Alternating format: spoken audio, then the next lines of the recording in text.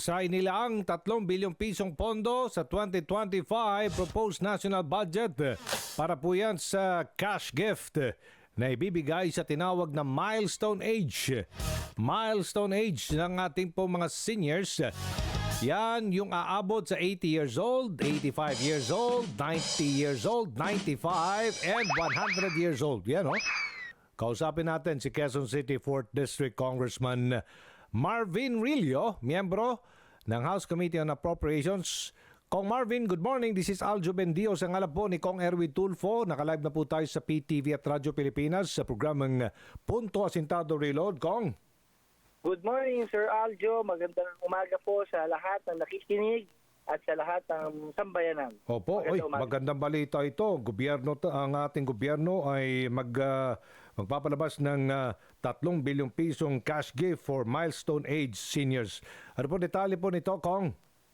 Yes, Sir Aljo. Actually, we have first of all to thank our dear President, Presidente Bongbong Marcos, and of course our House Speaker, Ferdinand Martin Romualdez. Dahil isinama po ng Kongreso sa 2025 budget, naglaan po tayo na 3 bilyong piso, no?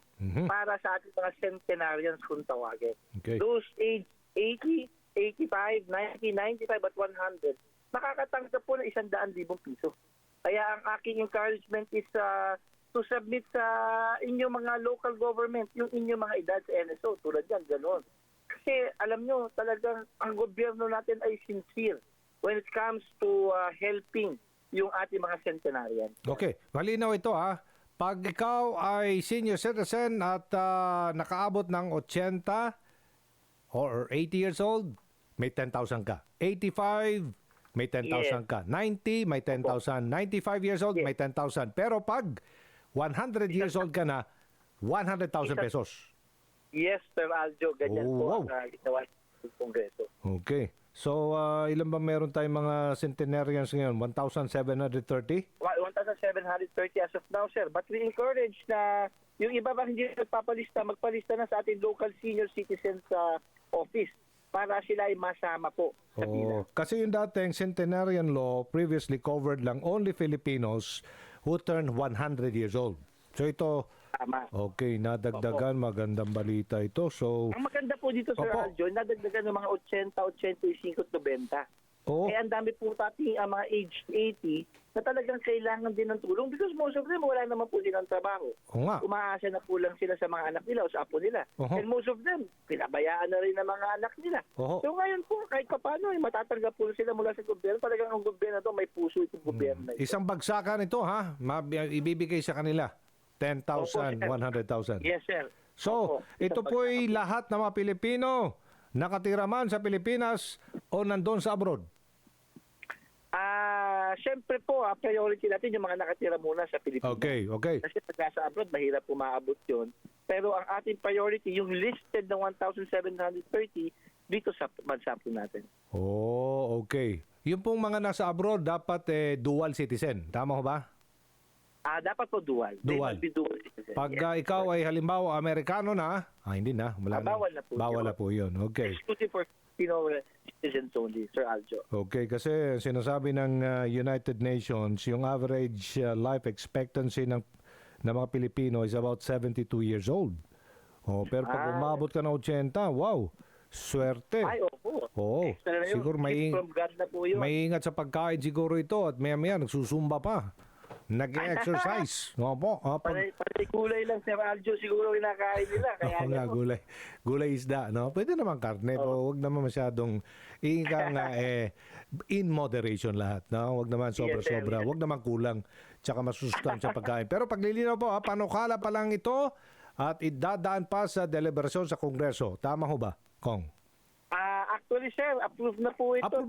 Naisama na sa 2025 national budget. Ito. Okay, so kailan po ito may patutupad? Itong 2025 po, naisama na pagpasok ng taon. Sa 2025, naisama na po sa national budget itong 3 billion na ito. Kaya okay na po ito, good to go na po ito. Paano nila makukuha yung 10,000? Yun po ang inaayos niya. May IRR naman po ito. Doon po natin malalaman ng tamang proseso kung paano makukuha ang pera nito. Ano po ito, i-inform po ng Kongreso kung paano po ang tamang pamamaraan na pagkuha po ng kanilang benepisyo. Alright, sige po, okay. So, saan to? Departamento, DSWD, NCSC, saan po? Mas malamang po sa DSWD po ito babagsak. Oh, okay, DSWD. Alright, maraming Opo. salamat. Kong Marvin Salamat, Rillo, sir. 4th District, Quezon City. Walang anuman, sir. Thank you. Salamat, sir. Ma'am Congresswoman Milagros Magsaysay ng United Senior Citizens Party List. Congresswoman Magsaysay, ma'am, magandang umaga. Congresswoman, sa ngala po ni Kong Erwin, this is Aljo Bendio, ma'am. Ay, Aljo, ikaw Opo. pala. Good Opo. morning. Oo, may Yes. mahalaga lang meeting si Kong Erwin. Busy yata ang ating senador, ah. Opo, oo. Nandun po. May meeting importante. Opo. Pero okay. nakikinig po siya ngayon. Yes, Ano po yes. reaksyon ninyo? January 2025, makakatanggap na ng cash gift. Ito pong milestone age natin ng mga senior. Aabot ng 80, 85, 90, 95, and 100 years old. Yes, hopefully, Aljo. Maganda ngang balita yon dahil at least naman yung mga nag-aantay na 80, 85, 90, 95 ay makakatanggap na rin ng 10,000 pag sila ay 80, 85, 90, 95. Kaya ang sinasabi ko po, kasi naisabatas ito noong February 26, 2024, pinirmahan ni Presidente. At naging batas ito after 1 month, March 26, 2024. So dapat lahat ng naipanganak ng pagka-effectivity ng batas hanggang kung next year, kasi January pa ipapatupad ito, ay dapat makasama sila dito sa 10,000, yung mga 80, 85, 90, 95 ngayong 2024. Okay. Meron din isa may itong panukalang universal social pension ng mga hindi lang exclusive sa mga indigent. Pati Ay, hindi na.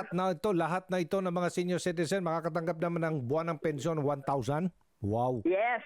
Lahat na po ito, ito ay naipaglabang ko sa Kongreso. Kasangga ko si partner, Oo. si Erwin. Opo. Si Erwin Tulfo, talagang pinaglaban namin itong Universal Social Pension at sa wakas, naaprubahan na Wow. noong May 22 sa Kongreso. Nasa Senado na ngayon.